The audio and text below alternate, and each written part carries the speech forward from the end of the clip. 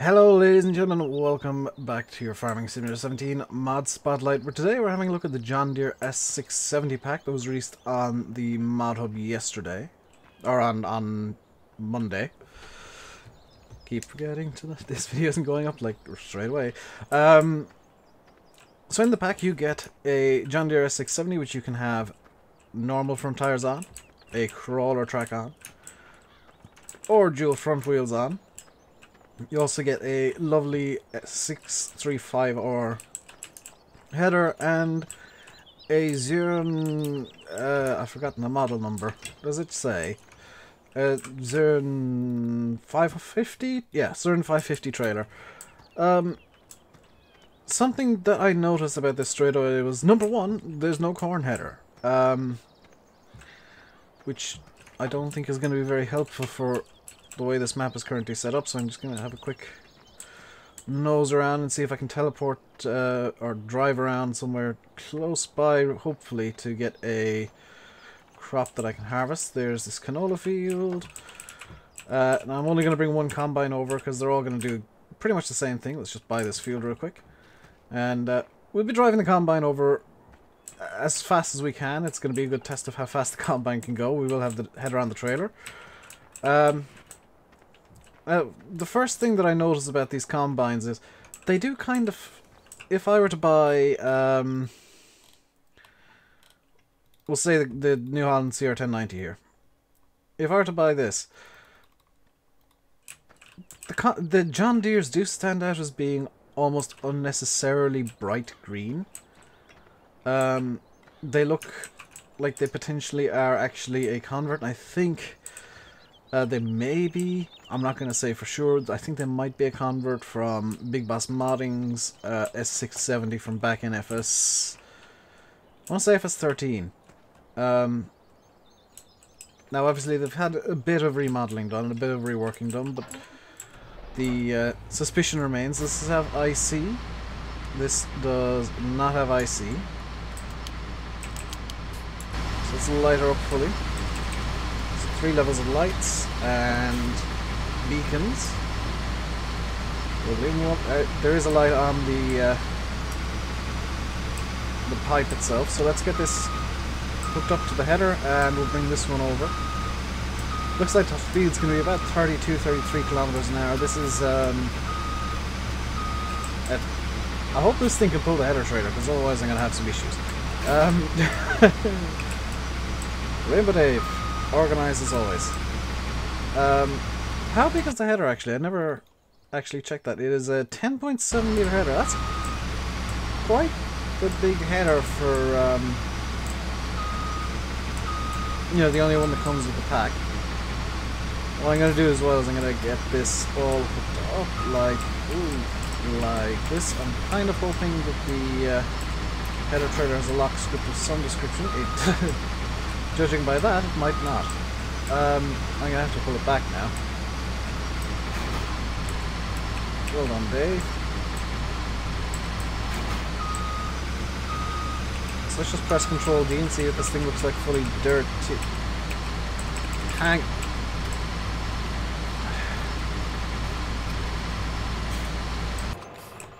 See, this is why I always have a look at the dirt skins. Because for a combine, having random splotches of dirt somehow congregated on the roof makes no sense whatsoever. Like specifically with a combine, and okay, so this doesn't have a locking script, that's fun. Specifically with a combine, you would almost never have dirt somehow making it as far as the roof. It would be very much concentrated on the sides of the combine. And before anybody shouts, hey, you don't make mods, you know, you can't criticize. I don't need to make mods. You know, that's... I'm looking at this and giving constructive feedback. Just...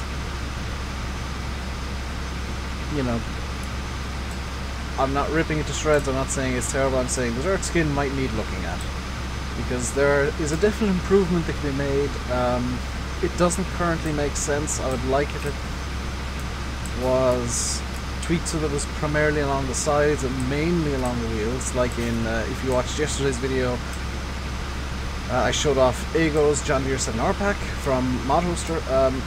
That is very much what I would consider a very good dirt skin, where it is very heavily congregated around the sides and the wheels of the tractors and the vehicle, which is where normally, under normal circumstances, you would get the majority of the dirt. Now, unless somebody's come at this and just started throwing heaps of mud at it, you wouldn't really see the dirt accumulating like it does on this combine. You know, that's where I'm looking at this from, is does this make sense? It unfortunately doesn't. But it's not a deal breaker, it just looks a bit odd at full dirt. I mean, I'll give it to the mod off. The combines don't normally get ridiculously dirty, so is this even full dirt? Hang on, let's get this up to full dirt.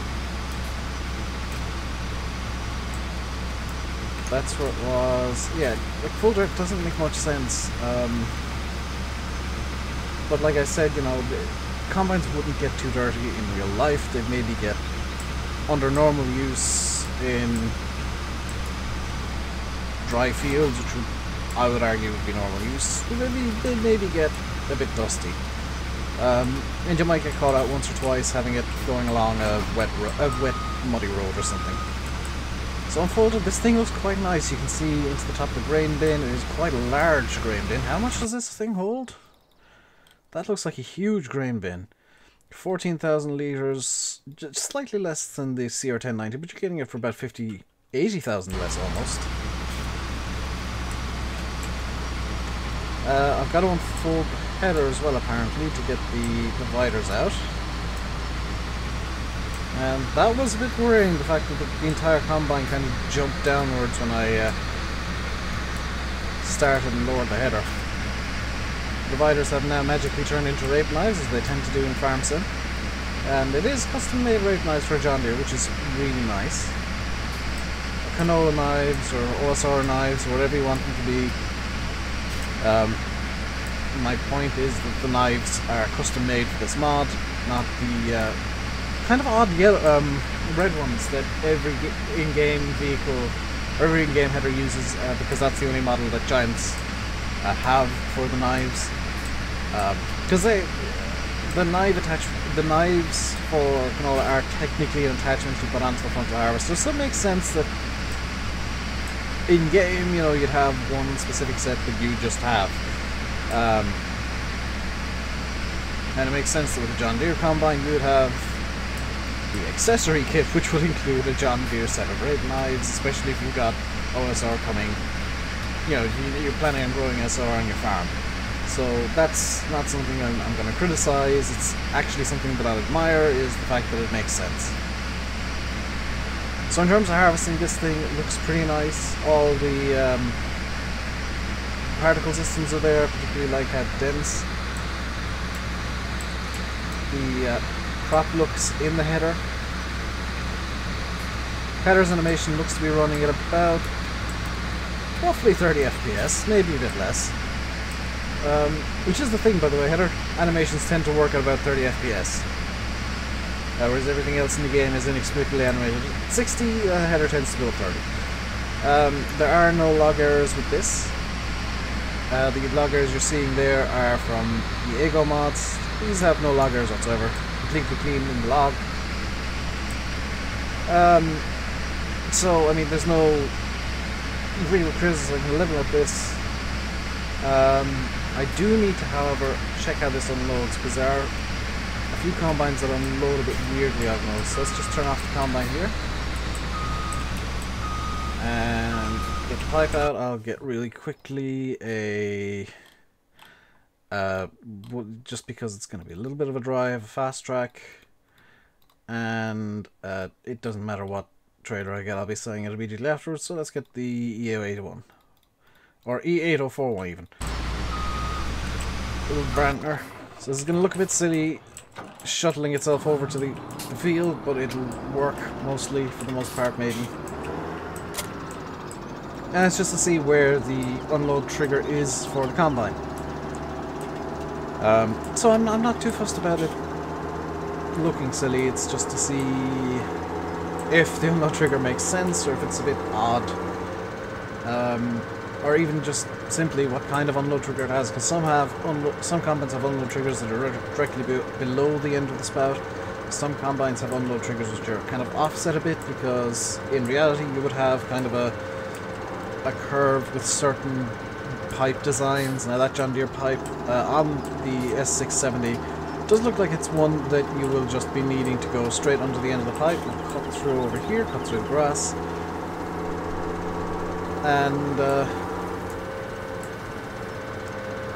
yeah, it doesn't look like a pipe design where you're just going to be kind of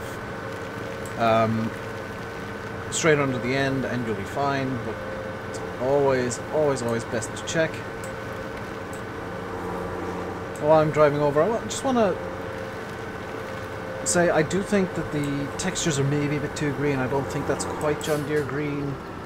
I think it might be a bit too bright. The yellow looks about right though. And there's a weird kind of, I don't know if you guys can see it in the video, but there's a weird kind of modeling going on with the textures all over the combine, which is a bit odd. It looks like almost like the combine's been left out in the sun for a bit too long, or has maybe some rust under the paint or something, but it's a really weird mottled effect going on that I'm not 100% convinced by. So it does look like actually it's going to be a curve.